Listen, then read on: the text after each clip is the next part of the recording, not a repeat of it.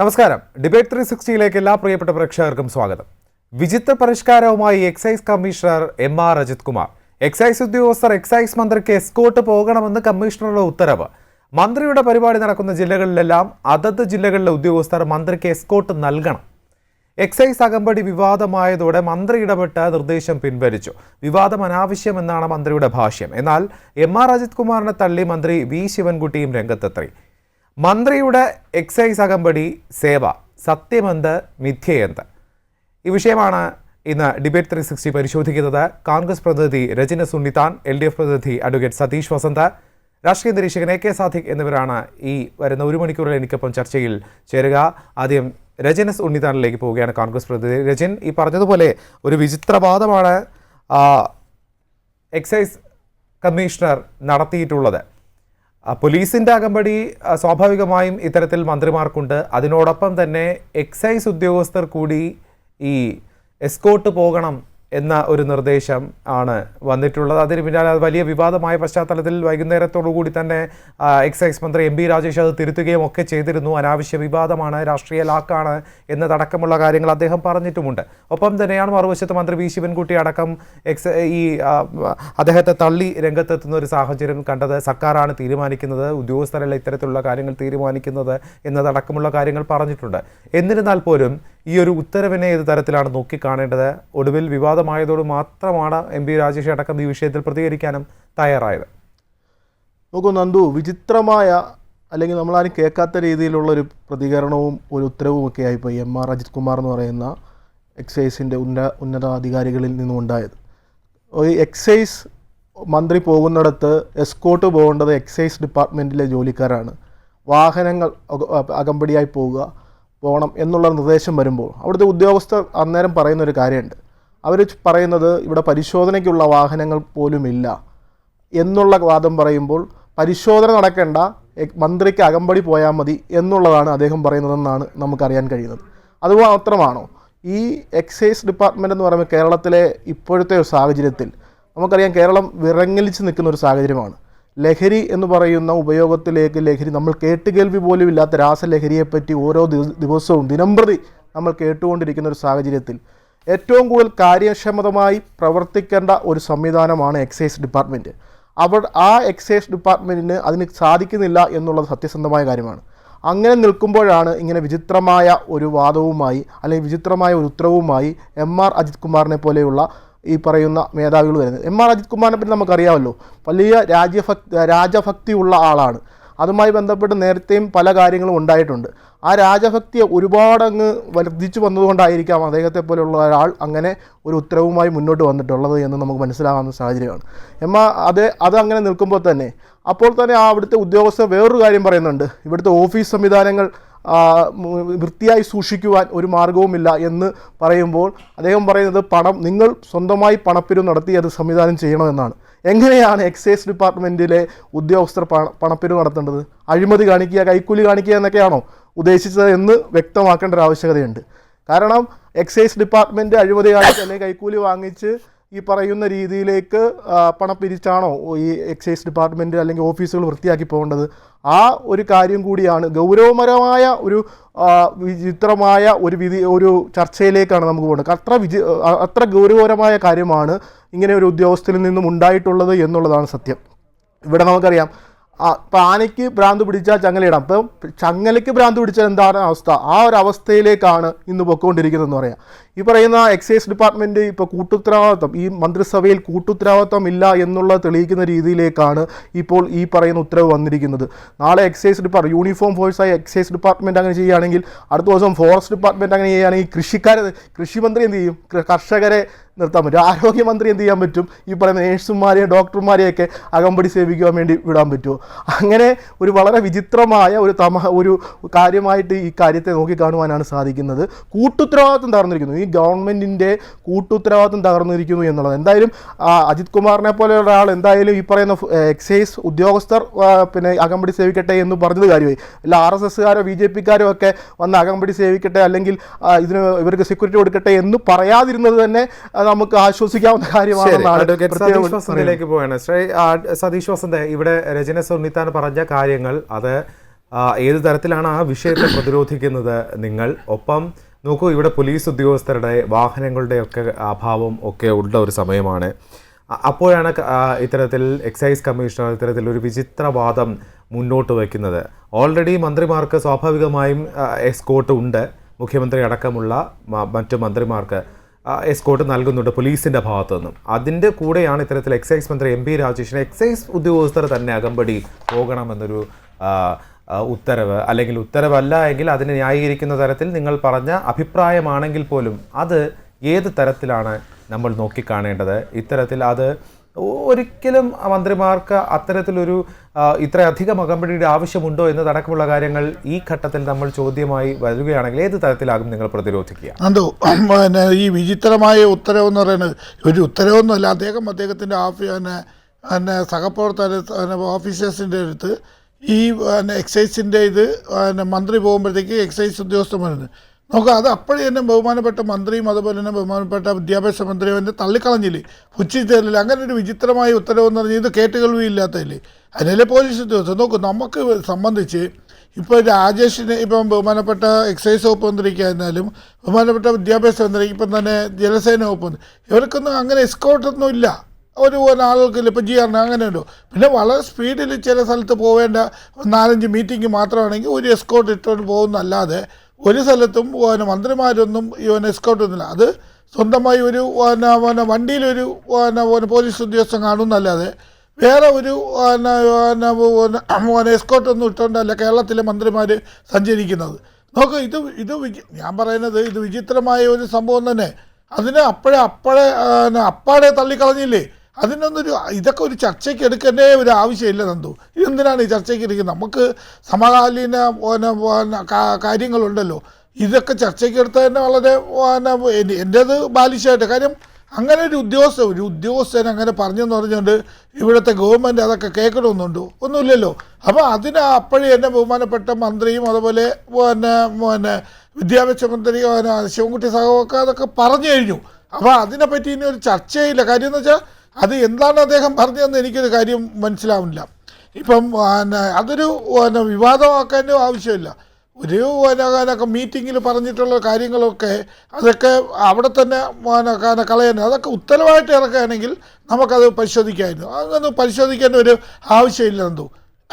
കാര്യം എന്ന് വെച്ചാൽ അങ്ങനെ ഒരു ആവശ്യമില്ല. പിന്നെ നിങ്ങൾ ഇപ്പം ബഹുമാനപ്പെട്ട കോൺഗ്രസിൻ്റെ വക്താവ് പറയുന്നത് ഇവിടെ എക്സൈസ് ഡിപ്പാർട്ട്മെൻറ്റ് നോക്കൂ, ഈ കാലഘട്ടത്തിൽ എക്സൈസിൻ്റെ വളരെ നല്ല പ്രവർത്തനമാണ് കണ്ടിട്ടുള്ളത്.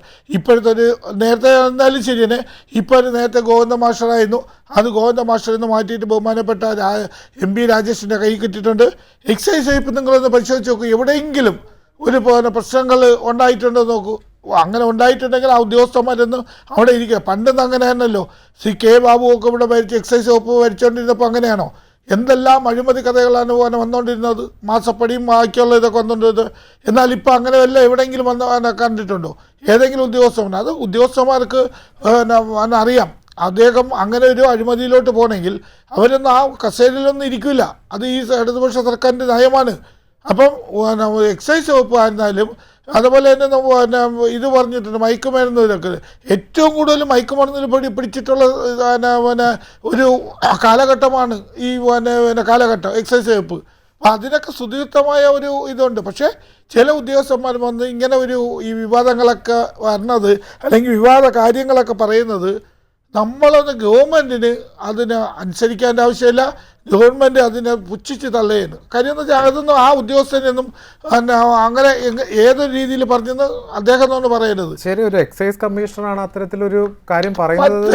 തെറ്റാണ്. അത് പറഞ്ഞല്ലോ ബഹുമാനപ്പെട്ട എക്സൈസ് വകുപ്പ് മന്ത്രി പറഞ്ഞു. രാഷ്ട്രീയ നിരീക്ഷകൻ AK സാദിഖിലേക്ക് പോവുകയാണ്. ശ്രീ AK സാദിഖ്, ഈ പറഞ്ഞതുപോലെ സാധാരണ മുഖ്യമന്ത്രിയുടെയും മന്ത്രിമാരുടെയും ഒക്കെ സുരക്ഷാ ചുമതല പോലീസിനാണ് ഉള്ളത്. മുഖ്യമന്ത്രിയുടെ വകുപ്പിന് കീഴിൽ മുഖ്യമന്ത്രിയുടെ കീഴിലുള്ള പോലീസിൽ വിശ്വാസം നഷ്ടപ്പെടുത്തുന്ന തരത്തിലേക്കുള്ളതാണ് ഇത്തരത്തിൽ എക്സൈസ് കമ്മീഷണർ നടത്തിയ ഒരു വിചിത്രവാദം അല്ലെങ്കിൽ ഉത്തരവ് വന്നിട്ടില്ല എന്ന് ഇവർ പറയുന്നു. അങ്ങനെയെങ്കിൽ വന്നിട്ടില്ല എങ്കിൽ പോലും അങ്ങനൊരു നിർദ്ദേശമെങ്കിലും ഈ പറഞ്ഞ കമ്മിറ്റിയിൽ ഇത് ഉണ്ടായിട്ടുണ്ട് എന്നുള്ളത് എത്രത്തോളം ഗൗരവതരമാണ് എന്നുള്ളതാണ്. ശ്രീ നന്ദു, ഈ ഗവൺമെൻറ്റിലുള്ള ഏറ്റവും വലിയ ഒരു ന്യൂനത അല്ലെങ്കിൽ ജനങ്ങൾ കാണുന്ന ഏറ്റവും വലിയ ഒരു അപാകത കേന്ദ്രത്തിൽ പോയി PM ശ്രീയിൽ ഒപ്പിട്ട് ദിവസങ്ങൾ കഴിഞ്ഞിട്ടും സമ്മതിക്കാതെ ഇവിടെ PM ശ്രീയെ എതിർത്തുകൊണ്ടിരുന്ന ഒരു ഗവൺമെൻറ്റാണ്. അതേപോലെ ലേബർ കോഡ് 4 3 വർഷത്തിന് മുമ്പേ അപ്രൂവ് ചെയ്ത് കൊടുത്തിട്ട് ഇവിടെ ട്രേഡ് യൂണിയനുകളെ വിളിച്ചിട്ട് അതിനെതിരെ സമരം ചെയ്യണമെന്ന് പറഞ്ഞു. അപ്പോൾ വിശ്വസിക്കാൻ കഴിയാത്ത, ഒരു സത്യവും തുറന്നു പറയാത്ത ജനങ്ങൾ മുഴുവൻ ഒരു പക്ഷേ ഞങ്ങൾ പറയുന്നത് അനുസരിച്ച് കൊള്ളും, ഇല്ലെങ്കിൽ വിഡ്ഢികളാണ് എന്നുള്ള ധാരണയിൽ ഒരുപാട് കാര്യങ്ങൾ ഇവിടെ നടന്നിട്ടുണ്ട്. ആ അർത്ഥത്തിൽ ഇവിടുത്തെ മന്ത്രിമാരോ മുഖ്യമന്ത്രി പോലും പറഞ്ഞാൽ പോലും ആളുകൾക്കിപ്പോൾ വിശ്വാസമില്ലാത്ത ഒരവസ്ഥയാണ് നിൽക്കുന്നത്. ഇവിടെ വിഷയം എന്താ? ഇന്നലകളിൽ വരെ ഇങ്ങനെ ഒരു വിഷയം, ഒരു വാർത്ത ആരും ഇവിടെ പറഞ്ഞില്ലല്ലോ. ഇന്നലെ നടന്ന യോഗത്തിൽ, ആരുടെ യോഗം? ഡെപ്യൂട്ടി കമ്മീഷണർ, ജോയിൻറ്റ് കമ്മീഷണർമാരുടെ, കേരളത്തിലെ മുഴുവൻ ഉദ്യോഗസ്ഥരുടെയും മീറ്റിംഗ് നടക്കുന്നു. ആ മീറ്റിംഗ് കഴിയുമ്പോഴാണ് എക്സൈസ് കമ്മീഷണർ അജിത് കുമാർ ഇങ്ങനെ ഒരു നിർദ്ദേശം നൽകി. വകുപ്പ് മന്ത്രി ഏത് ജില്ലയിൽ വന്നാലും അവിടെ ആ ജില്ലയിൽ കയറുന്നത് മുതൽ ജില്ല വിടുന്നത് വരെ ആ ജില്ലയിലെ ഉദ്യോഗസ്ഥർ എസ്കോർട്ട് പോകണം. അപ്പം മുഖ്യമന്ത്രി പോകുമ്പോൾ എല്ലാ വകുപ്പിലെയും വാഹനങ്ങൾ കൊണ്ട് ഒരു 19 വണ്ടിയും ഒരു ഫയർഫോഴ്സും ആംബുലൻസും ഒക്കെ ആയിട്ടാണ് അദ്ദേഹം പോകുന്നത്. അപ്പം അങ്ങനെ പോകുന്ന ഒരു മുഖ്യമന്ത്രിയുടെ ഒരു മന്ത്രിയും അങ്ങനെ പോകണം ആഗ്രഹിച്ചത് കൊണ്ട്, കമ്മീഷണറെ കൊണ്ട് പറയിപ്പിച്ചതാണെന്ന് ആർക്കെങ്കിലും തോന്നിയാൽ കുറ്റം പറയാൻ ഒക്കുമോ? മറിച്ച് ഒരു അംബാസഡർ കാറിൻ്റെ മുമ്പിൽ ഒരു പൈലറ്റോ ഒരു എസ്കോർട്ടോ ആയിട്ട് പോകുന്ന മുഖ്യമന്ത്രിമാരൊക്കെ ഇവിടെ കേരളത്തിലുണ്ടായിരുന്നു. അപ്പോൾ ഈ വകുപ്പ് എക്സൈസാണ്, നമ്മൾ ശ്രദ്ധിക്കേണ്ട ഒരു വകുപ്പാണ്. കേരളത്തെ നിലനിർത്തുന്ന ഒരേ ഒരു വകുപ്പ് എക്സൈസ് വകുപ്പില്ലെങ്കിൽ കേരളമില്ല. ഉമ്മൻചാണ്ടി സർക്കാർ അധികാരമൊഴിയുമ്പോൾ 28 ബാറുകൾ ഉള്ളിടത്ത് ഇപ്പോൾ തുടർഭരണം തീരാൻ പോകുമ്പോൾ 1000-നടുത്ത് ബാറുകളുണ്ട്. ബാറുകളുടെ പ്രവർത്തന സമയം നീട്ടിക്കൊടുത്തു. ആര് പറഞ്ഞു? നീട്ടിക്കൊടുത്തു. അതേപോലെ ഈ പുതുവർഷം ആഘോഷിക്കാൻ രാത്രി 12 മണി വരെ ബാർ തുറന്നു വെച്ചു കൊടുത്തു. ഓണത്തിനും ക്രിസ്മസിനുമൊക്കെ അഭിമാനത്തോടാണ് മാധ്യമങ്ങൾ, കേരളത്തിലെ ജനങ്ങൾ കുടിച്ചു തീർത്ത മദ്യത്തിൻ്റെ, ഇടുക്കി ഡാമിൽ പോലും ഇത്രയും, ഒരു പക്ഷേ എല്ലാം കൂടെ കൊണ്ടൊഴിച്ചാൽ ഇടുക്കി ഡാം നിറയും. ആ രീതിയിൽ കേരളത്തെ ഒരു പക്ഷേ പിടിച്ചു നിർത്തിയിരിക്കുന്ന ഈ വകുപ്പായിരിക്കും. പക്ഷേ ഈ വകുപ്പിൻ്റെ പ്രോഡക്റ്റിനൊരു കുഴപ്പമുണ്ട്. അത് ഉപയോഗിച്ചാൽ തലേ ദിവസം പറയുന്ന പിറ്റേന്ന് ഓർമ്മ കാണത്തില്ല. പക്ഷേ ഇത് കൈകാര്യം ചെയ്യുന്ന വകുപ്പിൻ്റെ ഉദ്യോഗസ്ഥന്മാരായ IPSകാർക്ക് എന്തായാലും അങ്ങനെ ഒരു അസുഖം ഉണ്ടാവേണ്ട കാര്യമില്ല.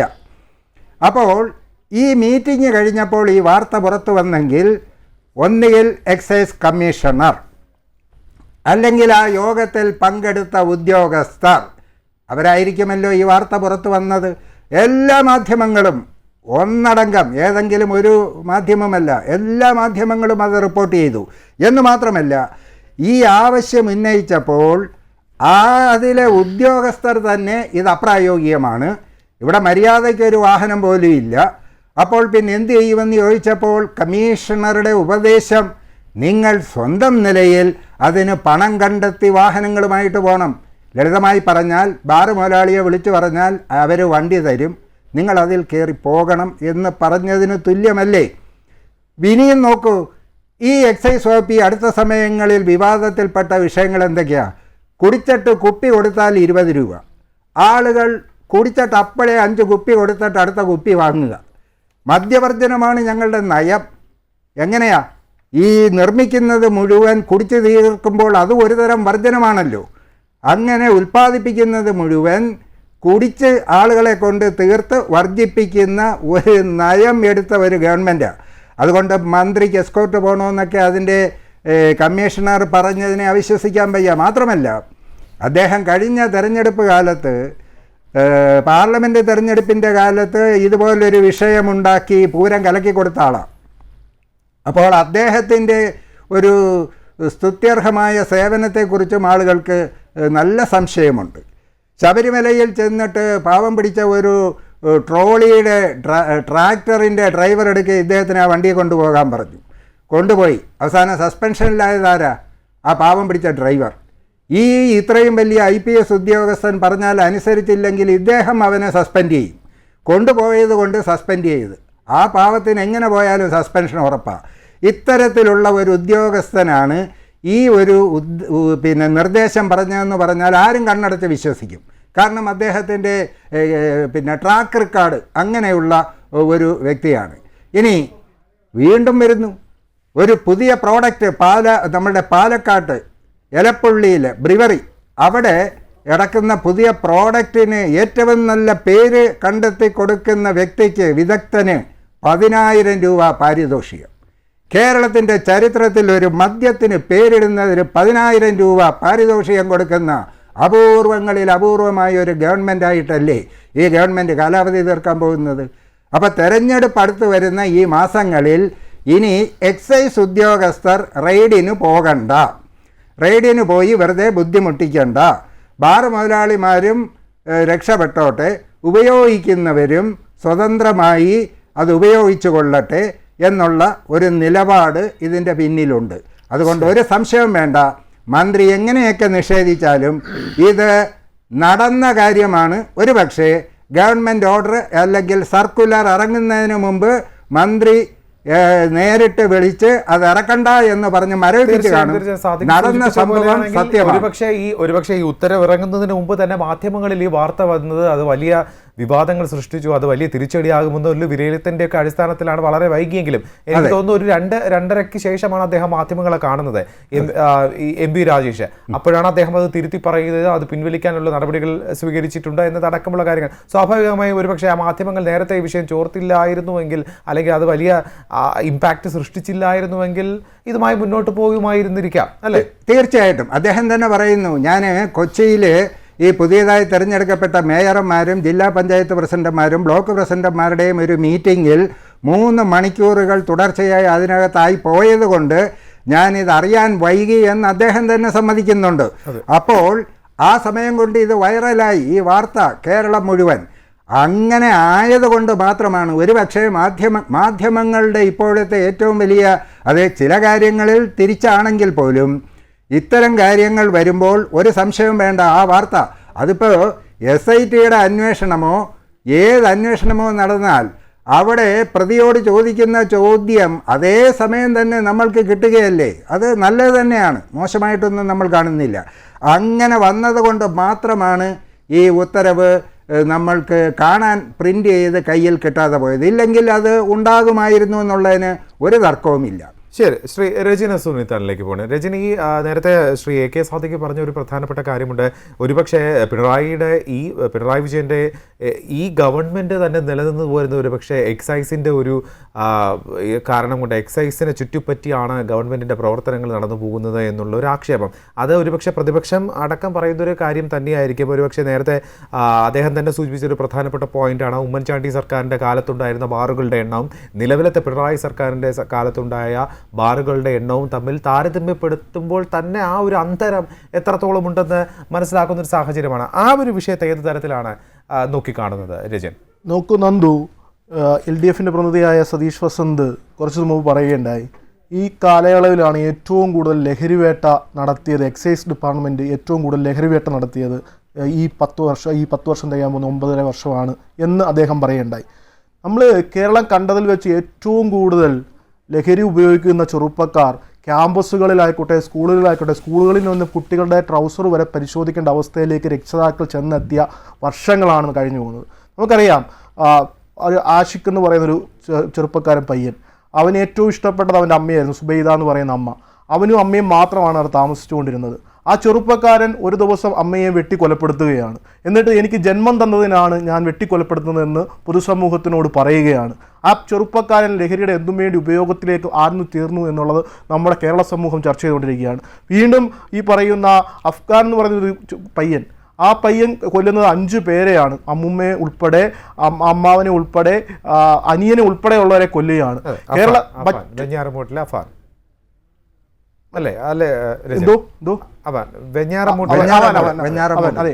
അങ്ങനെ അങ്ങനെ വരുന്ന ഒരു സാഹചര്യത്തിൽ കേരളമെമ്പാടുമുള്ള ആളുകൾ എല്ലാവരും വിറങ്ങലിച്ച് നിൽക്കുകയാണ്. ഇങ്ങനെ എന്താണ് ഈ നാടിന് സംഭവിച്ചത് എന്നുള്ളത്. അപ്പോഴാണ് നമുക്ക് ലൂസിഫർ എന്ന് പറയുന്ന സിനിമയെ പറ്റി ഓർമ്മ വരുന്നത്. ലൂസിഫർ എന്ന് പറയുന്ന സിനിമയ്ക്ക് അത് ബോബി എന്ന് പറയുന്നൊരു കഥാപാത്രമുണ്ട്.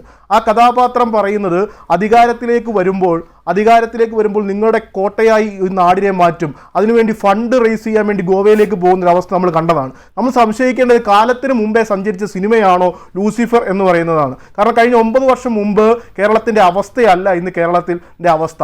അത്രത്തോളം ലഹരിയിൽ പൂണ്ടു നിൽക്കുന്ന ഒരു കേരളമായി കേരളം മാറിയിരിക്കുകയാണ്. ഇത് നിയന്ത്രിക്കേണ്ടത് ആരാണ്? എക്സൈസ് ഡിപ്പാർട്ട്മെൻ്റ് അല്ലേ? എക്സൈസ് ഡിപ്പാർട്ട്മെൻറ്റിൻ്റെ കഴിവില്ലായ്മ കൊണ്ടാണ് സതീഷ് വസന്ത് ഈ പറയുന്ന നാട് ഈ അവസ്ഥയിലേക്ക് പോയത്. അത് നിങ്ങൾ അംഗീകരിച്ച് പോയാൽ ശരിയാവത്തുള്ളൂ. പിന്നെ അദ്ദേഹം അങ്ങനെ പറഞ്ഞു പോകുന്ന ഒരു അവസ്ഥയിലേക്ക് വന്നു. ഇവിടുത്തെ ലോ ആൻഡ് ഓർഡർ കൈകാര്യം ചെയ്യുന്നതാണ് ആരാണ്? പോലീസാണ്. അദ്ദേഹം തന്നെ പറയുന്നുണ്ട്, ആ പോലീസ് സംവിധാനമാണ് ഈ പറയുന്ന ആൾക്കാർക്കെല്ലാം എസ്കോർട്ട് കൊടുക്കുന്നതും ഇതുമായി ബന്ധപ്പെട്ട് നിൽക്കുന്നതും എല്ലാം പോലീസ് സംവിധാനമാണ്. ആ പോലീസ് സംവിധാനത്തിനെ വിശ്വാസമില്ലാത്തത് കൊണ്ടാണോ ഈ പറയുന്ന അജിത് കുമാറിനെ പോലെയുള്ള ഈ പറയുന്ന എക്സൈസ് കമ്മീഷണർ ഇങ്ങനൊരു ഉത്തരവുമായി വന്നത് എന്ന് നമ്മൾ സംശയിക്കേണ്ടിയിരിക്കുന്നു. ആഭ്യന്തരം ഭരിക്കുന്നത് ആഭ്യന്തരമന്ത്രിയാണ്, അല്ലാതെ ആഭ്യന്തര വാഴയല്ല എന്ന് തെളിയിക്കേണ്ട ഒരു അവസ്ഥയിലേക്ക് ഈ കേരളത്തിലെ ഈ പറയുന്ന ഗവൺമെൻറ് മാറിയിരിക്കുകയാണ് എന്ന് നമുക്ക് പറയേണ്ടി വരും. ആ ഒരു അവസ്ഥയിലേക്ക് പോയിക്കൊണ്ടിരിക്കുന്നത്. കൂട്ടുത്തരവാദിത്വം നഷ്ടപ്പെട്ടു. ഞാൻ ആദ്യം തന്നെ പറയുന്നതാണ്, കൂട്ടുത്തരവാദിത്വം നഷ്ടപ്പെട്ടു പോയിക്കൊണ്ടിരിക്കുകയാണ്. പിന്നെ നമുക്ക് ചോദിച്ച ചോദ്യത്തിലേക്ക് വരാം. ഈ പറയുന്ന മദ്യശാലകൾ എങ്ങനെയായിരുന്നു UDF ഗവൺമെൻറ് അധികാരത്തിൽ നിന്നും ഒഴിയുമ്പോൾ ഉണ്ടാവുന്നത്? ഇവരുടെ നയം എന്തായിരുന്നു? ഇവരെന്താണ് പറഞ്ഞത്? മദ്യവർജനം എന്ന് പറഞ്ഞ് വന്നവരാണ്, അധികാരത്തിലേക്ക് വന്നവരാണ് LDF ഗവൺമെൻറ്. ഇപ്പോൾ പഞ്ചായത്ത് അടിസ്ഥാനത്തിൽ ബാറുകളുടെ എണ്ണം കൂടിക്കൊണ്ടിരിക്കുകയാണ്. അങ്ങനെ ഈ നാട്ടിലെ എല്ലാവരെയും ലഹരിയിലും ഈ പറയുന്ന മദ്യശാലകളിലുമൊക്കെ തള്ളിവിട്ടുകൊണ്ട് ഭരിക്കുന്നൊരു സമ്പ്രദായത്തിലേക്ക് ഗവൺമെൻറ് മാറിയിരിക്കുകയാണ്. അതിനെ നിയന്ത്രിക്കേണ്ട എക്സൈസ് ഡിപ്പാർട്ട്മെൻറ്റ് നോക്കുകുത്തിയായിരിക്കുകയാണ്. എക്സൈസ് ഡിപ്പാർട്ട്മെൻറ്റ് ഒരുപാട് പദ്ധതികൾ ആവിഷ്കരിക്കും. യോദ്ധാവ് അങ്ങനെയൊക്കെയുള്ള ഒരുപാട് പദ്ധതികൾ ആവിഷ്കരിക്കും. എനിക്ക് ഒരു അനുഭവം പറയാനുണ്ട്. ഈ പറയുന്ന പദ്ധതിയിലേക്ക് ആരെങ്കിലും നമ്മളൊരു ക്ലാസ് എടുക്കാനോ വല്ലതും വിളിച്ചു കഴിഞ്ഞാൽ ഇവർക്ക് സഞ്ചരിച്ച് വരാൻ വാഹനങ്ങളില്ല. ഈ പറയുന്ന എക്സൈസ് ഡിപ്പാർട്ട്മെൻറ്റ് വാഹനങ്ങളുടെ എണ്ണം എടുത്തു വെച്ച് നോക്കിയാൽ മതി. വാഹനങ്ങളില്ല, അതിന് പെട്രോൾ അടിക്കുവാൻ കാശില്ല, മതിയായ ജീവനക്കാരില്ല. ഈ പറയുന്ന PSC പോലെ സംവിധാനം നമുക്കറിയാമല്ലോ. വനിതാ എക്സൈസ് ഓഫീസർമാരുടെ റാങ്ക് ലിസ്റ്റ് പട്ടിക വന്നിട്ടും അതിന് ജോലി കിട്ടാത്തവരുടെ സമരം സെക്രട്ടേറിയറ്റിന് മുന്നിൽ നടന്നത് നമുക്കറിയാമല്ലോ. അങ്ങനെ മതിയായ ജീവനക്കാർ പോലും ഇല്ലാതെ നിൽക്കുന്ന ഒരു ഡിപ്പാർട്ട്മെൻറ്റായി എക്സൈസ് ഡിപ്പാർട്ട്മെൻറ്റ് മാറിയിരിക്കുകയാണ്. ആ മാറിയ ഡിപ്പാർട്ട്മെൻറ്റിൽ ഈ കൈയൊഴിഞ്ഞ് ആ ഡിപ്പാർട്ട്മെൻറ്റിലെ ആളുകളോടാണ് പറയുന്നത് ഈ പറയുന്ന രീതിയിൽ മന്ത്രിക്ക് എസ്കോർട്ട് പോകാനും മന്ത്രി പോകുന്ന വഴിയിലൊക്കെ പറയും. നാളെ ഈ മന്ത്രിക്ക് എക്സൈസ് ഡിപ്പാർട്ട്മെൻറ്റ് ആയതുകൊണ്ട് ഞാൻ പറയുന്നത് ശരിയല്ല എങ്കിൽ പോലും മദ്യം ഒഴിച്ചു കൊടുക്കാൻ പറയുമോ എന്ന് പോലും നമ്മൾ സംശയിക്കേണ്ടിയിരിക്കുന്നു. ഉത്തരവാദിത്വമുള്ള ആളല്ലേ പറയുന്നത്? ഈ MR അജിത് കുമാർ എന്ന് പറയുന്നത് നിസ്സാരമായ ഒരു എക്സൈസിൻ്റെ ഏറ്റവും കീഴ് ജീവനക്കാരനല്ലല്ലോ പറയുന്നത്. ഇതിൽ നിന്നും എങ്ങനെ ഒഴിഞ്ഞു മാറി? ഇത് ഗൗരവമുള്ള വിഷയമാണ്. അദ്ദേഹം പറഞ്ഞു ഈ വിഷയം ഗൗരവമുള്ള വിഷയമല്ല, ഇത് ചർച്ചയ്ക്കെടുക്കേണ്ട വിഷയമല്ലെന്ന്.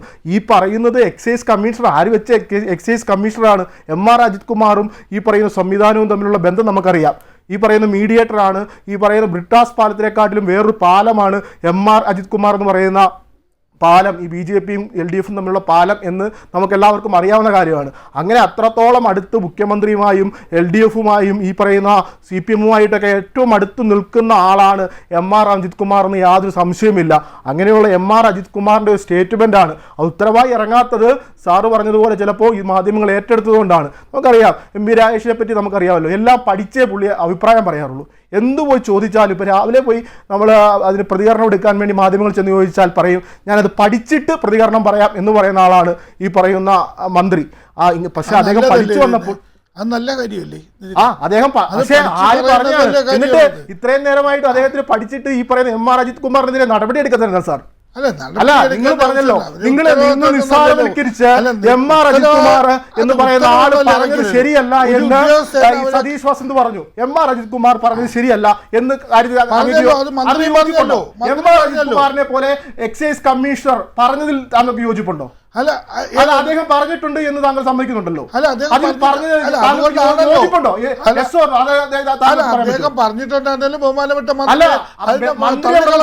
മന്ത്രി MR അജിത് കുമാർ എന്ന് പറയുന്നത് ഈ പറയുന്ന എക്സൈസ് കമ്മീഷണർ പറഞ്ഞോ ഇല്ലയോ? പറഞ്ഞോണ്ടല്ലേ ബഹുമാനപ്പെട്ട മന്ത്രി തള്ളിയത്. അദ്ദേഹം പറഞ്ഞു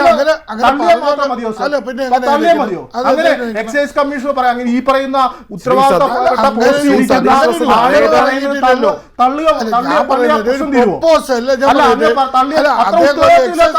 പറഞ്ഞിട്ട് അങ്ങനെ അല്ല, പറയുന്നുണ്ടെങ്കിൽ നോക്കൂ, അവരെ ഇത് ഒരു മാറ്റണ്ടേ? കാര്യം, അവരെ ഇത് മാറ്റണ്ടേ?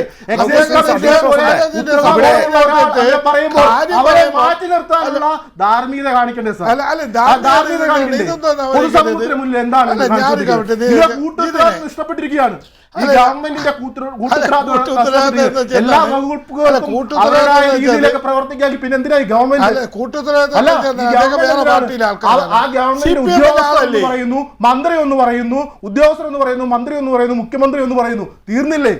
ഗവൺമെന്റിന് ഉത്തരവാദിത്തമില്ലേ? ആ ഡിപ്പാർട്ട്മെന്റ് ഉത്തരവാദിത്തമില്ലേ? അതിന് ഉത്തരവാദിത്തപ്പെട്ട മന്ത്രി കഴിഞ്ഞാൽ അടുത്ത സ്ഥാനത്തിരിക്കുന്ന ആളാണ് ഈ പറയുന്ന എക്സൈസ് കമ്മീഷണർ. ആ എക്സൈസ് കമ്മീഷണർ പറയുന്ന അതിന് യാതൊരു ഉത്തരവാദിത്വമില്ല, മന്ത്രി തള്ളിക്കളഞ്ഞു കഴിഞ്ഞാൽ ആ വിഷയം തീർന്നോ? ഉത്തരവാദിത്തമാണ്.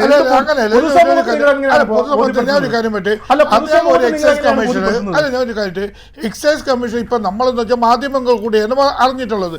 അദ്ദേഹം ഒരു ഓർഡർ ആയിട്ട് ഇറക്കിയിട്ടില്ല. രജിനെ ഒരു കാര്യം പറഞ്ഞത് അദ്ദേഹം പറയുന്നേക്കൂ, ഒരു എക്സൈസ് കമ്മീഷണർ അദ്ദേഹത്തിന്റെ സബോർഡിനേറ്റ് ഈ ഒരു കാര്യങ്ങൾ പറയുമ്പോഴത്തേക്ക് അത് അവരെ പേഴ്സണൽ ഇതാണ്, അവരെ ഉദ്യോഗസ്ഥന്മാരിലാണ്, അത് ഔദ്യോഗികമായി ഞാൻ പറയട്ടെ ഒരു എക്സൈസ് കമ്മീഷണർ അദ്ദേഹത്തിന്റെ ഒരു അഭിപ്രായം അദ്ദേഹത്തിന്റെ സബോർഡിനേറ്റ് പറയുന്നതിൽ തെറ്റെന്താ? ഒരു തെറ്റില്ല.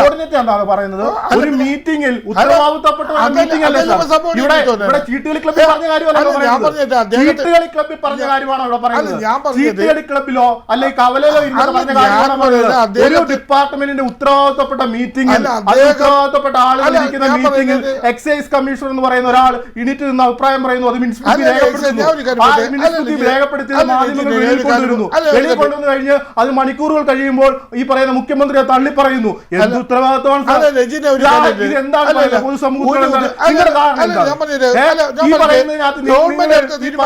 നിങ്ങൾ ഈ ചീട്ടുകൾ ഈ പറയുന്ന ഏതെങ്കിലും മാർക്കറ്റിൽ നിന്ന് സംസാരിക്കുന്നോ നമ്മുടെ സ്വകാര്യ സംഭാഷണം ഒന്നും അല്ലല്ലോ, ഉത്തരവാദിത്തപ്പെട്ട മീറ്റിംഗിൽ പറഞ്ഞ എക്സൈസ് കമ്മീഷൻ പറയാണ് ഇങ്ങനെ പറഞ്ഞിട്ട് ഈ പറയുന്ന ഓഫീസ് വൃത്തിയാക്കുവാൻ വേണ്ടി സ്വന്തമായിട്ട് പണം കണ്ടെത്തണം ഒരു ഡിപ്പാർട്ട്മെന്റിലെ ആളുകളോട് പറയാണ്. അല്ല, ഞാനൊരു കാര്യം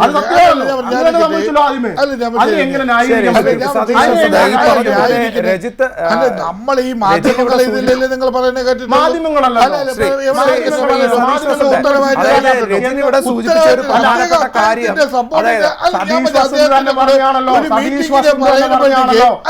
സതീഷ് വസന്ത് തന്നെ പറഞ്ഞാണല്ലോ അദ്ദേഹത്തിന്റെ ഭാഗത്തു നിന്ന് അങ്ങനെ ഉണ്ടായിട്ടുണ്ടെങ്കിൽ മന്ത്രി തള്ളിക്കളഞ്ഞു.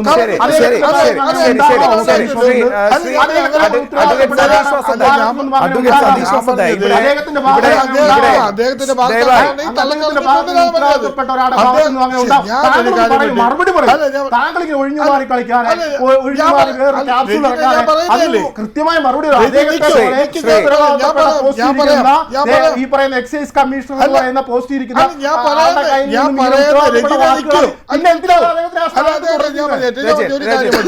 ഒരു എക്സൈസ് കമ്മീഷണറെ അദ്ദേഹത്തിന്റെ ഓഫീസർമാരുടെ അടുത്ത് ഈ കാര്യങ്ങൾ ഞാൻ പറഞ്ഞിട്ട് നിങ്ങൾ ഒരു മീറ്റിംഗിൽ അദ്ദേഹം പറയുന്ന കാര്യങ്ങൾ അത് പ്രാവർത്തികമാകണോ നിങ്ങൾക്ക് എങ്ങനെ പറയാൻ പറ്റും? അദ്ദേഹത്തിന്റെ ആശയം പറയുന്നത്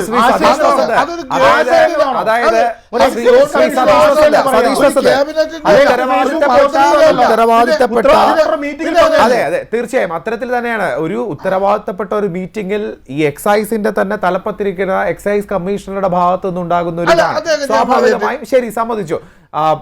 എക്സൈസ് മന്ത്രി എം പി രാജേഷ് അതിനെ തള്ളി പറഞ്ഞിട്ടുണ്ട്. അദ്ദേഹം അനാവശ്യ വിവാദം സൃഷ്ടിക്കുന്നു എന്നതടക്കമുള്ള കാര്യങ്ങൾ പറഞ്ഞു എങ്കിൽ പോലും ഉത്തരവാദിത്തം നൽകിയിട്ടില്ല എന്നൊക്കെ പറയുന്നു. പക്ഷേ ഉത്തരവാദിത്തപ്പെട്ട എക്സൈസ് കമ്മീഷണറുടെ ഭാഗത്തു നിന്നാണ് ഇത്തരത്തിലൊരു തീരുമാനം വരുന്നത്, അല്ലെങ്കിൽ ഇതുമായി ബന്ധപ്പെട്ട ഒരു വാർത്ത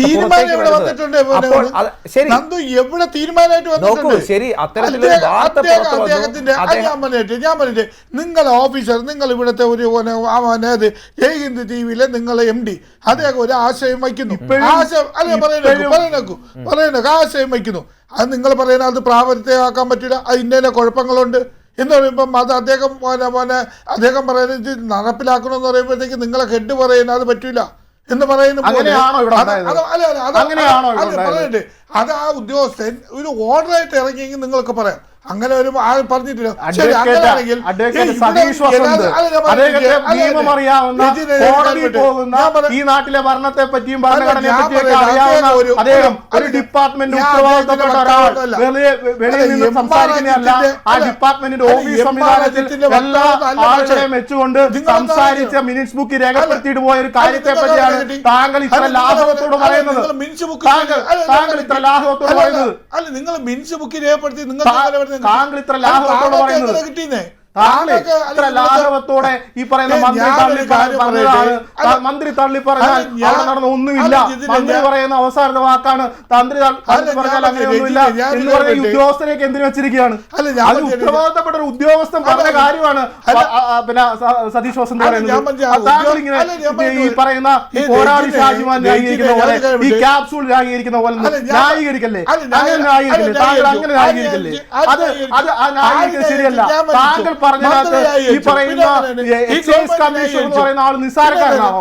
എക്സൈസ് കമ്മീഷണർ എന്ന് പറയുന്ന നിസ്സാരമുള്ള പോസ്റ്റാണോ? അത് പറയൂ. എക്സൈസ് കമ്മീഷണർ എന്ന് പറയുന്ന നിസ്സാരപ്പെട്ട ഒരു പോസ്റ്റാണോ? അല്ല, എക്സൈസ് കമ്മീഷണർ എന്ന് പറയുന്ന നിസ്സാരപ്പെട്ട പോസ്റ്റാണോ? ഇപ്പം ഈ പറയുന്ന ദേവസ്വം ബോർഡ് പ്രസിഡന്റുമാർ വരെ എടുത്ത തീരുമാനങ്ങളും കള്ളത്തരത്തിന് പേര് ജയിലിൽ കിടക്കുകയാണ്. അത്ര അങ്ങനെ ഒരു സംവിധാനം ഈ നാട്ടിൽ നടന്നുകൊണ്ടിരിക്കുമ്പോൾ ഒരു എക്സൈസ് ഡിപ്പാർട്ട്മെന്റിന്റെ ആള് ഒരു മീറ്റിംഗിൽ വന്ന് പറഞ്ഞ കാര്യം ഇത്ര നിസ്സാരവൽക്കരിച്ച് അദ്ദേഹം അങ്ങനെ പറഞ്ഞല്ലോ, മന്ത്രി അങ്ങ് മാറ്റി പറഞ്ഞല്ലോ എന്നൊക്കെ പറയുന്നതാണ്. ഇവിടെ സത്യം പറഞ്ഞ ഭരണമുണ്ടോ? ഇവിടെ ഒരു ഭരണമുണ്ടോ? ഇവിടെ ഒരു ഭരണമുണ്ടോ? സതീഷ് വസന്ത് താങ്കൾ ഇങ്ങനെ പറയുന്നത് മന്ത്രി എന്ന് പറയുന്നു, എക്സൈസ് പണ്ട് മുഖ്യമന്ത്രിയുടെ ശിവശങ്കരൻ പറഞ്ഞ പോലെ ആയിപ്പോയല്ലോ. ഏത് ഫോൺ കൊണ്ടുവന്നാലും ഒപ്പിടാനിരിക്കുന്നതാണ് എന്ന് പറയുന്ന പോലെ ആയിപ്പോയല്ലോ. ചില ഉദ്യോഗസ്ഥരുടെ വഴിക്കും മന്ത്രിയുടെ വഴിക്കുവാണോ നിങ്ങളുടെ ഗവൺമെന്റ് നടത്തുന്നത്? അല്ല, അദ്ദേഹം പറയുന്ന അർത്ഥമല്ലേ?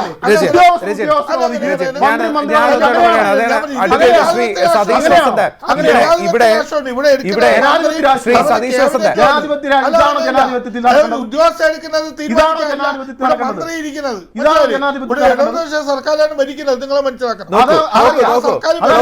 ഈ വിഷയത്തിൽ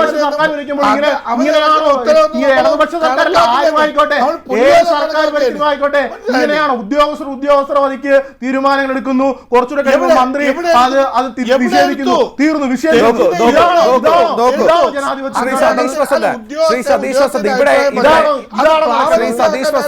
ഇതാണോ നടക്കേണ്ടത്? മന്ത്രിയുണ്ട്, ആ മന്ത്രി പറഞ്ഞിട്ടുണ്ടോ ഇങ്ങനെ ചെയ്യണമെന്ന്? അതല്ല, ഒരു ഉത്തരവാദിത്തപ്പെട്ട ഒരു എക്സൈസ് കമ്മീഷണർ എന്ന് പറയുമ്പോൾ എക്സൈസിൽ ഒരു സാധാരണ ഉദ്യോഗസ്ഥനല്ല എന്ന് ഓർക്കണം. ഇത് അത്രയധികം തന്ത്രപ്രധാനമായ ഒരു മീറ്റിംഗിൽ ഇത്തരത്തിൽ ഒരു സംഭവം ഉണ്ടായിട്ടുണ്ടെങ്കിൽ അതിനെതിരെ അദ്ദേഹം അഭിപ്രായമാണെങ്കിൽ പോലും അത്തരത്തിലൊരു അഭിപ്രായം എക്സൈസ് കമ്മീഷണർ പറയുമ്പോൾ അതിന് നേതൃത്വം നൽകുന്ന എക്സൈസ് മന്ത്രി എന്തുകൊണ്ട് അദ്ദേഹത്തെ തിരുത്തിയില്ല എന്നുള്ളതാണ് ഒരു ചോദ്യം. അത് ബഹുമാനപ്പെട്ട മന്ത്രി എവിടെയാണ് ഇരുന്നത്? ബഹുമാനപ്പെട്ട ശരി, നിങ്ങൾ പറയുന്നത് ബഹുമാനപ്പെട്ട മന്ത്രി ഇരുന്നപ്പോഴുണ്ട് ബഹുമാനപ്പെട്ട ഈ എക്സൈസ് കമ്മീഷണർ ഇങ്ങനെ ഒരു ഇത് വന്നിരുന്നെങ്കിൽ നിങ്ങൾക്ക് പറയാം. ഇത് മന്ത്രി അറിയില്ലല്ലോ. മന്ത്രി ഈ ഞാൻ പറയുന്നത് ഈ എക്സൈസ് കമ്മീഷണർ അദ്ദേഹം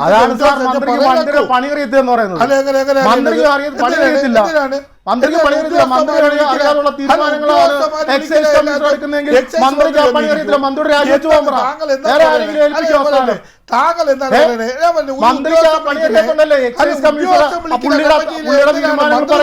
പുള്ളിയുടെ കാര്യങ്ങൾ പറയുകയും ചെയ്തത് മന്ത്രിക്ക് പണിയറിയത്തില്ല.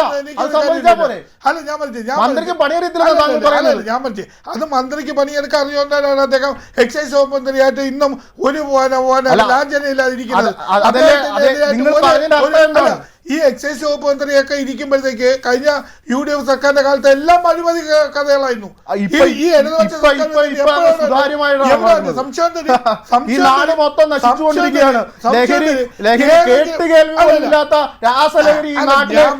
ഈ നാട്ടിൽ ഒഴുകിക്കൊണ്ടിരിക്കുകയാണ്. അതിനൊന്നും പിടിച്ചു നിർത്താൻ സാധിക്കാത്ത എക്സൈസ് ഡിപ്പാർട്ട്മെന്റായി ഈ ഡിപ്പാർട്ട്മെന്റ് മാറി. ആ ഡിപ്പാർട്ട്മെന്റിന്റെ എക്സൈസ് കമ്മീഷണർ പറയാണ് നാളെ മുതൽ ജോലിയൊന്നും നോക്കണ്ട, ഈ പറയുന്ന ഈ പിന്നെ ജോലിക്കാരെല്ലാം കൂടെ ദയവായി ഞാൻ രാഷ്ട്രീയ നിരീക്ഷകൻ AK സാദിഖിലേക്ക് പോവാണ്. ശ്രീ AK സാദിഖ്, ഇവിടെ പറഞ്ഞതുപോലെ ഈ ഒരു ഉത്തരവാദിത്തപ്പെട്ട ഉദ്യോഗസ്ഥനാണ് ഇത്തരത്തിൽ ഒരു അഭിപ്രായം, അല്ലെങ്കിൽ ഉത്തരവില്ല എന്ന് മന്ത്രി പറയുമ്പോൾ ഉത്തരവില്ല എങ്കിൽ പോലും അതിൻ്റെ ഒരു അഭിപ്രായം ഉണ്ടായിരുന്നല്ലോ, ഇങ്ങനൊരു വാർത്ത പുറത്തു വന്നല്ലോ, അത് എത്രത്തോളം ഗൗരവതരമാണ് എന്നുള്ളതാണ് നമ്മൾ ഈ ഘട്ടത്തിൽ ചർച്ച ചെയ്യപ്പെടേണ്ടത്.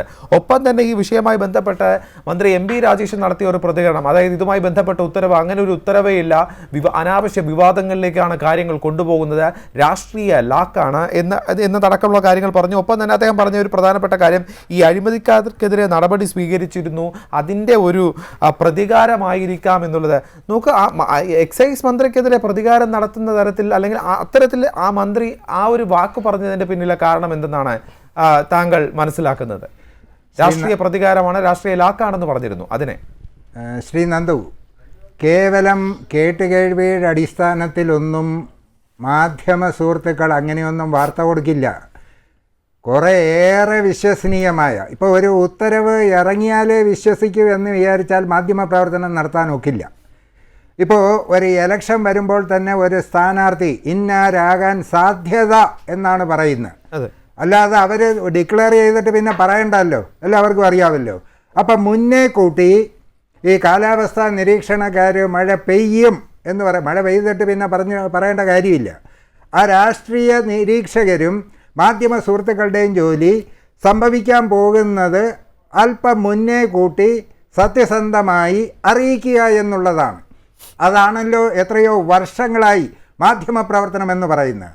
എല്ലാ മാധ്യമങ്ങളും ഒരേപോലെ ഇങ്ങനെ ഒരു നിർദ്ദേശം അജിത് കുമാർ IPS നൽകി എന്ന് പറയുമ്പോൾ തന്നെ നൽകി എന്നുള്ളത് ഉറപ്പാണ്. അത് പിന്നീട് മന്ത്രി മണിക്കൂറുകൾ കഴിഞ്ഞ് തിരുത്തുന്നു. ഒരു കാര്യം ഇവിടെ ആലോചിക്കൂ, കേരളത്തിൻ്റെ ഭരണം മുഴുവൻ നിയന്ത്രിക്കുന്നത് ഒരൊറ്റ വ്യക്തിയല്ലേ, കേരളത്തിൻ്റെ മുഖ്യമന്ത്രി. മന്ത്രിമാർക്ക് സ്വന്തം നിലയിൽ എന്തെങ്കിലും യെസ് ഓർ നോ പറയാനുള്ള അധികാരമുണ്ടോ? അങ്ങനെ പറഞ്ഞാൽ പിന്നീട് ആ കസേരയിൽ കാണുമോ? ഇപ്പോഴത്തെ മന്ത്രി തന്നെ സ്പീക്കറായിട്ടിരുന്നതാണ്. സ്പീക്കർ പണി നിർത്തിയിട്ട് ഇങ്ങോട്ട് വരാൻ പറഞ്ഞപ്പോൾ ഇങ്ങോട്ട് വന്നു. നാളെ ഈ വകുപ്പും കഴിഞ്ഞ് വേറൊരു വകുപ്പിലോട്ട് പോകാൻ പറഞ്ഞാൽ അങ്ങോട്ട് പോകും. അത് എല്ലാ മുഖ്യമന്ത്രിമാരും അങ്ങനെയല്ല, പാർട്ടിയുമായിട്ടൊക്കെ ആലോചിച്ചും.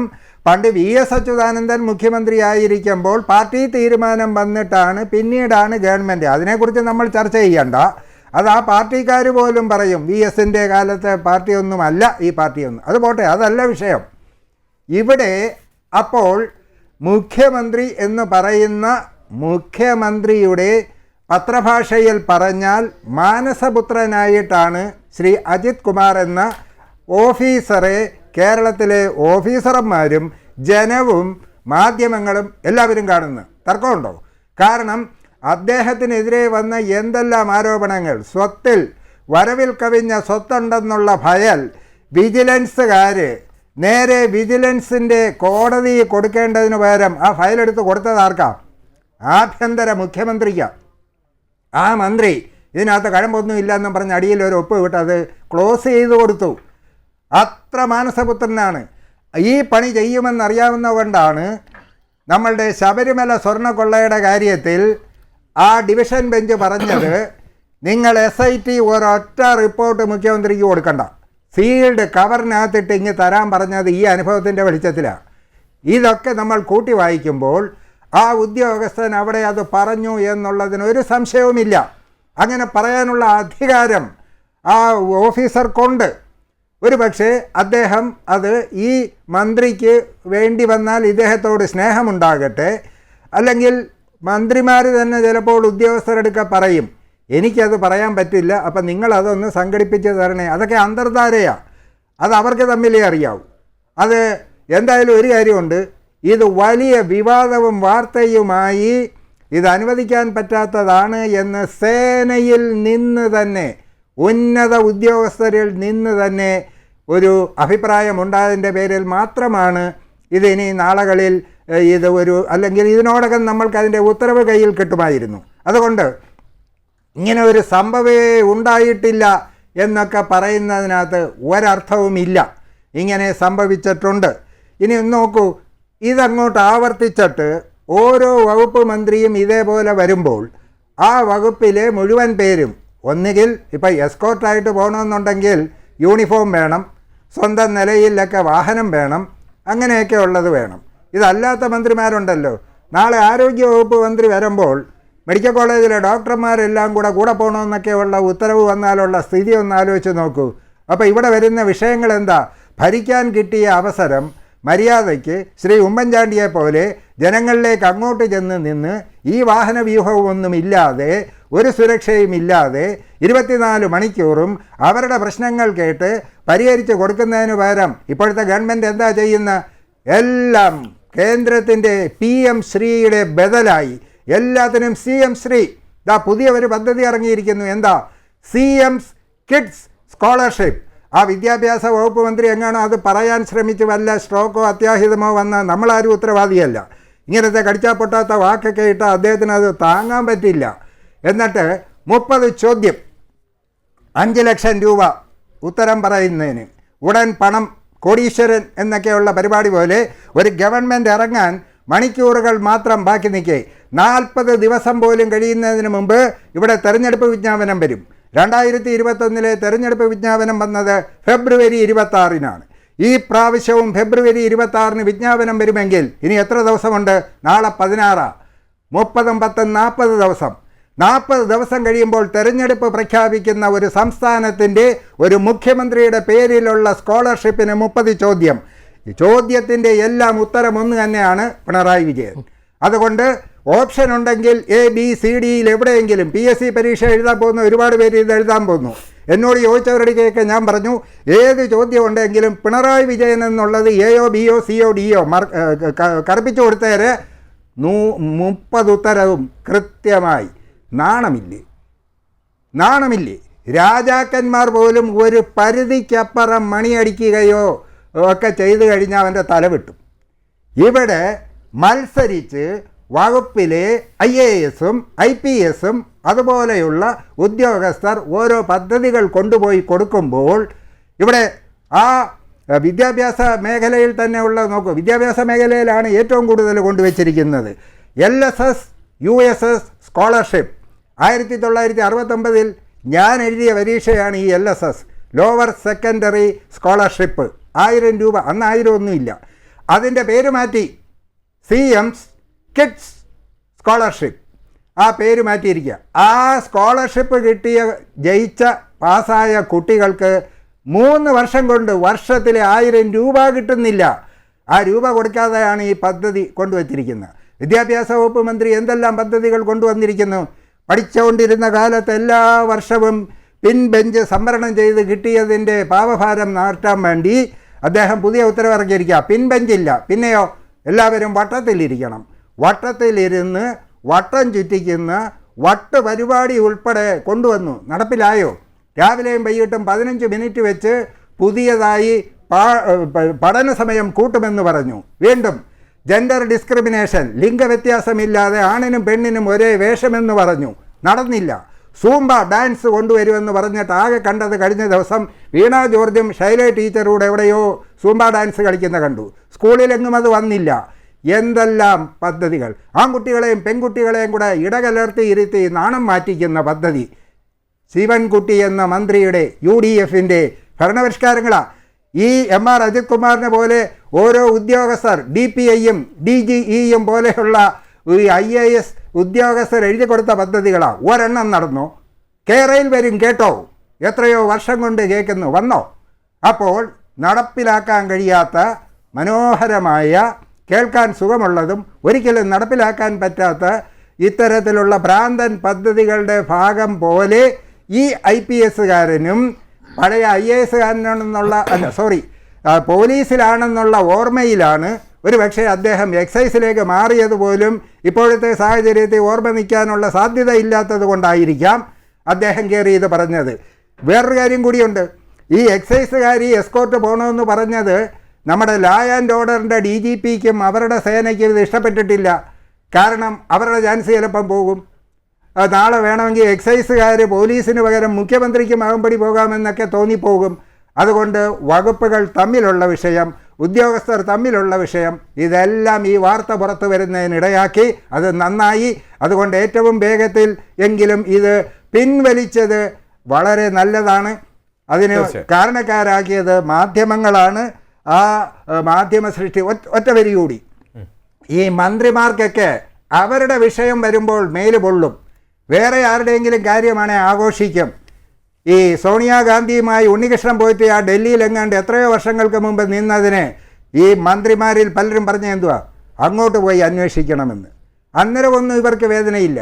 ഇവിടെ സ്വന്തം വകുപ്പിൻ്റെ ഒരു കാര്യം പറഞ്ഞപ്പോൾ വേദന വന്നു. ഷാനിമോൾ ഉസ്മാനിൻ്റെ വാപ്പ മരിച്ചു കിടക്കുന്ന സമയത്ത് CPM-ൻ്റെ ഹാൻഡിലിലൂടെ അവർ CPM-ൽ ചേരുന്നു എന്ന് വാർത്ത ഇവരെല്ലാം ഷെയർ ചെയ്തു. അപ്പോൾ കോൺഗ്രസിൻ്റെയോ മറ്റുള്ളവരുടെയോ ആളുകളെ ആക്ഷേപിക്കുകയും കുറ്റവിചാരണയൊക്കെ ചെയ്യുമ്പോൾ ആർമാദിക്കുകയും സ്വന്തം വകുപ്പിൻ്റെ പേരിൽ എന്തെങ്കിലും വരുമ്പോൾ കലിതുള്ളിയിട്ടും ഒരു കാര്യവുമില്ല. കൊടുത്താൽ കൊല്ലത്ത് മാത്രമല്ല കേരളത്തിൽ എവിടെയും കിട്ടും. ശരി, തീർച്ചയായും. ശ്രീ അഡ്വക്കേറ്റ് സതീഷ് വസന്തൻ, ഈ പറഞ്ഞതുപോലെ ഈ MR അജിത് കുമാർ അത്ര നല്ല പുള്ളിയൊന്നുമല്ല. ഈ മുഖ്യമന്ത്രി അടക്കം ക്ലീൻ ചിറ്റ് നൽകിയിട്ടുണ്ട്. ഒരു ക്ലീൻ കോൺട്രാക്റ്റ് ഒന്നും അദ്ദേഹത്തിന് കീപ്പ് ചെയ്യാൻ സാധിച്ചില്ല. അതിൻ്റെയൊക്കെ ഭാഗമായി തന്നെയാണല്ലോ എക്സൈസിലേക്കൊക്കെ ഒരു വലിയ തട്ടലൊക്കെ ഉണ്ടായിട്ടുള്ളത്. അത്തരത്തിൽ ഇത്തരത്തിലൊരു അഭിപ്രായം രേഖപ്പെടുത്തണമെങ്കിൽ സ്വാഭാവികമായും അതിനുള്ളിൽ ചർച്ചകൾ നടന്നിട്ടുണ്ട്. അതിൻ്റെ ഭാഗമായി തന്നെ ആവണം എന്നുള്ളത് തന്നെയാണ് നമ്മൾ മനസ്സിലാക്കേണ്ടത്. അതോടൊപ്പം നോക്കൂ, നിങ്ങൾ നേരത്തെ പറഞ്ഞ ഒരു പ്രധാനപ്പെട്ട കാര്യമുണ്ട്. ഈ വലിയ മാറ്റങ്ങൾ നല്ല കൃത്യമായ തരത്തിലാണ് എക്സൈസ് വകുപ്പ് പ്രവർത്തിക്കുന്നത്, അത് നടപ്പിലാക്കുന്നത്. കേരളത്തിൽ എത്രയധികം കേസുകളാണ് സാർ ഈ ഘട്ടത്തിൽ റിപ്പോർട്ട് ചെയ്യപ്പെടുന്നത്? കൊച്ചി ലഹരി ഹബ്ബായി മാറുന്നു എന്ന വാർത്തകൾ ഞങ്ങൾ തന്നെ ഒട്ടനവധി തവണകളായി പുറത്തു കൊണ്ടുവരുന്ന കാര്യങ്ങളാണ്. ഞങ്ങൾ എന്ന് പറയുമ്പോൾ മാധ്യമപ്രവർത്തകർ ഒന്നടങ്കം ഇത്തരത്തിൽ നിരവധി കേസുകൾ ഈ എക്സൈസുമായി ബന്ധപ്പെട്ട് നടക്കുന്നു. ലഹരി ഹബ്ബുകൾ രൂപപ്പെടുന്നു. കൗമാരക്കാർക്കിടയിൽ, സ്കൂൾ കുട്ടികൾക്കിടയിൽ, യുവാക്കൾക്കിടയിൽ ഇത്തരത്തിൽ ഈ ലഹരി മരുന്നിൻ്റെ ഒക്കെ ഉപയോഗങ്ങൾ വ്യാപകമായി വർദ്ധിക്കുന്നു. എന്ത് ചെയ്തു എക്സൈസ് വകുപ്പ് എന്നൊരു ചോദ്യം ബാക്കിയാകുന്നുണ്ട്. അതിനിടെ തന്നെയാണ് എക്സൈസ് മന്ത്രിക്ക് എക്സ്കോർട്ട് കൂടി ഇനി വേണ്ട ഒരു തരത്തിലേക്ക് കാര്യങ്ങൾ പോകുന്നു എന്നുള്ളത് നമ്മൾ ഈ ഘട്ടത്തിൽ പുറത്തു വരുന്നത്. ഏത് തരത്തിലാണ് ഈ വിഷയത്തെ നോക്കിക്കാണുന്നത്? അതിനെന്ത് മറുപടിയാണ് പറയാനുള്ളത് ശ്രീ സതീഷ് വസന്തൻ? ഇപ്പം എക്സൈസ് വകുപ്പ്, ഞാനൊരു അഭിഭാഷകനാണ്. എക്സൈസ് വകുപ്പ് പൂർണ്ണമായും വിജയമാണോ എന്ന് വെച്ചാൽ അല്ല, അത് നടക്കാതെ അത്രയ്ക്കുള്ള സ്ട്രെങ്ത് ഒന്നും അവർക്കില്ല. എന്നാൽ ഏറ്റവും കൂടുതൽ കേസുകൾ രജിസ്റ്റർ ചെയ്തിട്ടുള്ള വർഷങ്ങളാണ് ഈ 4-5 വർഷം കൊണ്ട്. ഏറ്റവും കൂടുതൽ മയക്കുമരുന്നിൻ്റെ കേസുകൾ രജിസ്റ്റർ ചെയ്തിട്ടുള്ളത് ഹൈ ക്വാളിറ്റി, അത് ചെറിയ ക്വാളിറ്റി ഒന്നുമല്ല. അത് സിനിമ നടൻ, നിങ്ങൾക്കറിയാലോ, സിനിമ ഇതിലേക്ക് അവരെ സെറ്റിലേക്ക് പോകാൻ സഹിതം ചെയ്തിട്ടുണ്ട്. കാര്യം കൂടുതൽ കേസുകൾ രജിസ്റ്റർ ചെയ്യുന്ന ഒരു ക്രെഡിറ്റ് അല്ല വേറെ കേസ് ക്രെഡിറ്റ് എന്ന് പറയുന്നത് അവരുണ്ടായിട്ട് അതിപ്പോൾ ഇത് കണ്ണടച്ച് നിൽക്കണമെന്നാണ് നിങ്ങൾ പറയുന്നത്. രജനി പറയുന്നത്, നിങ്ങൾ നന്ദു പറയുന്നത് സിനിമ സെറ്റിൽ ഞാൻ പറഞ്ഞിട്ടു അവർ എത്ര ഓപ്പോസ് ചെയ്തു. സിനിമ സെറ്റിൽ ചെയ്ത് നമ്മൾ ഈ എക്സൈസ് ഇപ്പോഴും ഉണ്ട്. ഇപ്പോഴും ഒരു യൂണിഫോം അല്ലാതെ അവർ മഫ്റ്റിയിൽ അവർ പരിശോധിക്കുന്നുണ്ട്. അപ്പോൾ വ്യാപകമായി ഇതുകൊണ്ട് ഇല്ലയെന്നൊന്നുമില്ല. പക്ഷേ ഞാൻ പറയുന്നത് ഒരു 10-60-70% വരെ ഈ എക്സൈസ് എടുത്തിട്ട് നമ്മൾ അവരെ കുറ്റം പറഞ്ഞിട്ടൊന്നും കാര്യമില്ല. അവരെ നമ്മൾ തരന്നാക്കി, അത് ഏത് സർക്കാർ സർക്കാർ വന്നാലും ഞാൻ പറയുന്ന നോക്കൂ, വകുപ്പ് മന്ത്രി എവിടെയെങ്കിലും ഇങ്ങനെയുള്ള കേസുകളിൽ ഇടപെട്ടിട്ടായിട്ട് നിങ്ങൾക്ക് പറയുന്നു? MP രാജേഷ് എവിടെ നോക്കൂ, കഴിഞ്ഞ കാലഘട്ടങ്ങളിലൊക്കെ ഇവിടെ ഈ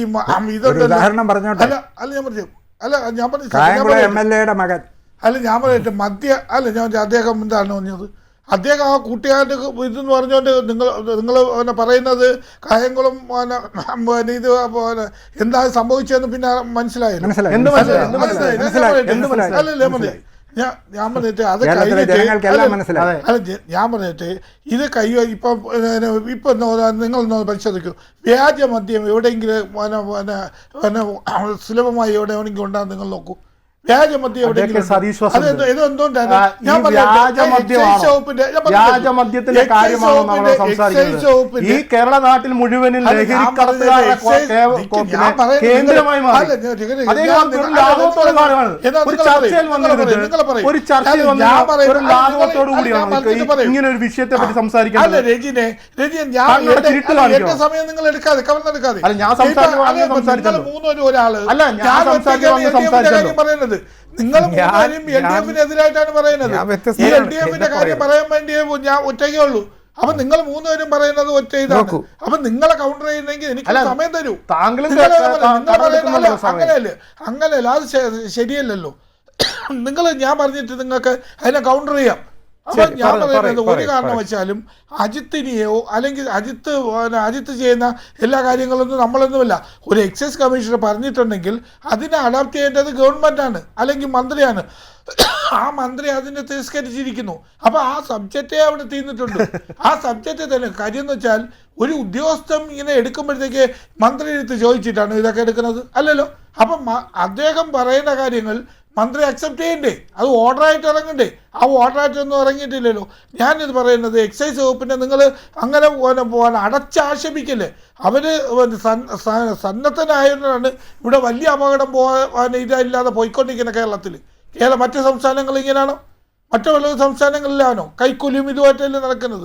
അപ്പോൾ ഈ സംസ്ഥാനത്ത് എക്സൈസ് വകുപ്പ് നല്ല രീതിയിൽ തന്നെ പോകുന്നത്. അപ്പോൾ ഒരു ഉദ്യോഗസ്ഥൻ ചെയ്ത കാര്യങ്ങളിൽ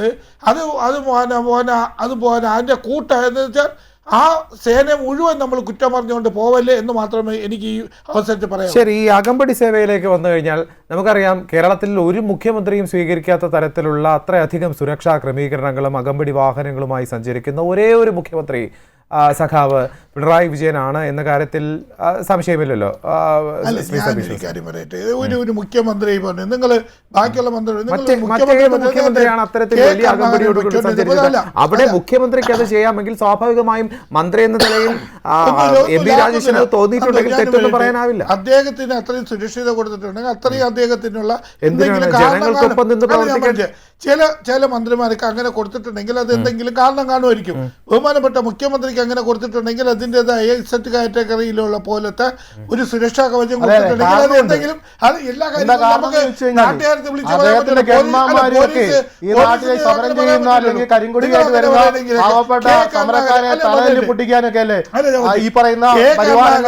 പോയപ്പോഴത്തേക്ക് അന്ന് എന്തെല്ലാം വിവാദങ്ങളുണ്ടായി നിങ്ങൾക്കറിയാലോ. അദ്ദേഹത്തിന്റെ സ്പീഡിനെ പറ്റി എന്തെല്ലാം വിവാദങ്ങൾ ഉണ്ടായിട്ടുണ്ട്. അപ്പം അത് കഴിഞ്ഞിട്ട് വന്ന അയക്കെ ആന്റണി അങ്ങനെ വന്നിട്ടുണ്ടോ? അത് കഴിഞ്ഞിട്ടുള്ള ഉമ്മൻചാണ്ടി വന്നിട്ടുണ്ടോ? ഇല്ലല്ലോ. അപ്പം ചില മുഖ്യമന്ത്രിമാർക്ക് അത് ഇസറ്റ് കാറ്റഗറിയെ പോലത്തെ സുരക്ഷിത ഉണ്ടെങ്കിൽ അത് ആഭ്യന്തര വകുപ്പിന് അതിൻ്റെതായ ത്രെഡ് കാണുമായിരിക്കും. ആ ത്രെഡ് ഒന്നും നമുക്ക് എല്ലാവർക്കും വിളിച്ചു പറയാൻ പറ്റും. അപ്പം നമ്മൾ വിചാരിക്കും അത് ശരിയല്ലെന്ന്. എത്രയോ പ്രാവശ്യം മുഖ്യമന്ത്രിയെ ഇതെല്ലാം കഴിഞ്ഞിട്ട് അവിടെ ചില ആൾക്കാർ ആ മുഖ്യമന്ത്രിയുടെ അടുത്ത് പോയിട്ടുണ്ട്. അപ്പോൾ എന്താണ് പറഞ്ഞത്? ഇവിടെ വളരെ സുരക്ഷിതം കുറവാണ് എന്നൊക്കെ പറഞ്ഞിട്ടില്ലേ? അപ്പം അതുകൊണ്ട് ഇപ്പം അതുകൊണ്ടൊന്നും ബാക്കി മന്ത്രിമാരൊക്കെ അങ്ങനെയാണെന്നോ പറയുന്നത്? അങ്ങനെയാണോ പോകുന്നത്? നിങ്ങളെല്ലാം കണ്ടിട്ടുള്ളതല്ലേ? ഇവിടെ ശിവൻകുട്ടി അങ്ങനെ പോകുന്നുണ്ടോ? ജോഷി അഗസ്റ്റിൻ പോകുന്നുണ്ടോ? ബഹുമാനപ്പെട്ട രാജേഷ് പോകുന്നുണ്ടോ? ഗോവിന്ദ മാസ്റ്റർ പോകുന്നുണ്ടോ? നേരത്തെ മന്ത്രിയായിരുന്നപ്പോഴത്തേക്ക് ഏത് മന്ത്രി GRL പോകുന്നുണ്ടോ? അവരൊന്നും ഇതുപോലും ഇല്ലല്ലോ പോകുന്നത്. അപ്പം എല്ലാത്തിനെയും നിങ്ങൾ അടിച്ചഴിപ്പിക്കുന്നത് LDF സർക്കാർ. ഇപ്പം ബഹുമാനപ്പെട്ട സാദിഖ് സാർ പറഞ്ഞാലേ ഈ 41 ദിവസമല്ലേ നമ്മൾ 10 വർഷത്തിലേ ഈ കാര്യങ്ങളൊക്കെ പറഞ്ഞുകൊണ്ടിരിക്കുന്നത്. ഇത് ഇന്നലെ ഇന്നോന്നല്ലേ ഇതൊക്കെ പറഞ്ഞുകൊണ്ടിരിക്കുന്നത്. അപ്പോൾ ഈ സർക്കാരിന് അതിൻ്റേതായ ഒരു വാല്യൂ വന്നിട്ടുണ്ട്. ജനങ്ങൾ അതിൻ്റെതായ വാല്യൂ കൊടുക്കുകയും ചെയ്യുമെന്നാണ് എൻ്റെ ഒരു നിഗമനം. ശരി ശ്രീരജൻ, ഈ പറഞ്ഞതുപോലെ അത്തരത്തിൽ വലിയ വാല്യൂ അദ്ദേഹം പറഞ്ഞ അത് സംസ്ഥാന സർക്കാരിന് കിട്ടുന്നുണ്ടോ? ഒപ്പം ഈ വിവാദമായ ഒരു ഉത്തരവ് അത് മണിക്കൂറുകൾക്ക് പിന്നാലെ പറയില്ല ഒരു ഉദ്യോഗസ്ഥൻ പറഞ്ഞ ശരി അഭിപ്രായമെങ്കിൽ അങ്ങനെ ശരി ഒരു ഒട്ടും ഉത്തരവാദിത്തമില്ലാത്ത ഒരു എക്സൈസ് കമ്മീഷണർ അത്തരത്തിൽ പറഞ്ഞിട്ടുണ്ടെങ്കിൽ ശരി ഉത്തരവെന്നത് ഞാൻ പിൻവലിക്കുന്നു. ഉത്തരവില്ല, ചിലപ്പോൾ ഉത്തരവ് കണ്ടിട്ടില്ല, അത് പുറത്തേക്കും വന്നിട്ടില്ല. ശരി, അഭിപ്രായം പറഞ്ഞു, അത് സത്യം തന്നെയാണ്. അത് പുറത്തു വന്നു, മാധ്യമങ്ങൾ അത് റിപ്പോർട്ട് ചെയ്തു. അതിന് പിന്നാലെ മണിക്കൂറുകൾ നീണ്ട പഠനത്തിന് ശേഷം MP രാജേഷ് അതിനെ തിരുത്തി പറഞ്ഞ സാഹചര്യത്തിലേക്കൊക്കെ വന്നിട്ടുണ്ട്. ഈ പറയുന്ന ആ ഒരു വാല്യൂ എന്ന് പറഞ്ഞ സതീഷ് വസന്ത് പറഞ്ഞ ആ ഒരു പോയിന്റ് അതിന് ഏത് തരത്തിലാണ് പ്രതിരോധിക്കുന്നത് ശ്രീ രജിന സുനിത? എൻ്റെ പ്രിയ സുഹൃത്ത് സതീഷ് വസന്ത് വളരെ പ്രയാസപ്പെട്ടാണ് അദ്ദേഹം ഇതിനെപ്പറ്റിയൊക്കെ പറയുന്നത്. അത് അദ്ദേഹത്തിന് ബുദ്ധിമുട്ട് നമ്മൾ മനസ്സിലാകുന്നുണ്ട്. കാരണം ഈ പറയുന്ന എക്സൈസ് കമ്മീഷണർ എന്ന് പറയുന്നത് കേവലം ഒരു ഉദ്യോഗസ്ഥനല്ല എന്ന് നമ്മൾ എല്ലാവരും പറഞ്ഞുകൊണ്ടിരിക്കുകയാണ്. അദ്ദേഹം അഭിപ്രായപ്പെട്ടതല്ല. അദ്ദേഹം ഒരു മീറ്റിങ്ങിൽ പറയുന്നത് ആ പറയുന്ന മീറ്റിങ്ങിൽ ഉത്തരവാദിത്വപ്പെട്ട കേരളത്തിൻ്റെ എക്സൈസുമായി ബന്ധപ്പെടുന്ന മേലുദ്യോഗസ്ഥന്മാർ, അത് റാങ്ക് കൂടിയ ഉദ്യോഗസ്ഥന്മാർ ഇരുന്നിടത്ത് പറയുകയാണ്. അതിൽ പല അഭിപ്രായങ്ങളും ആ മീറ്റിങ്ങിൽ ഉണ്ടാകുന്നു. അതിനെല്ലാം അദ്ദേഹം മറുപടിയും പറയുകയാണ്.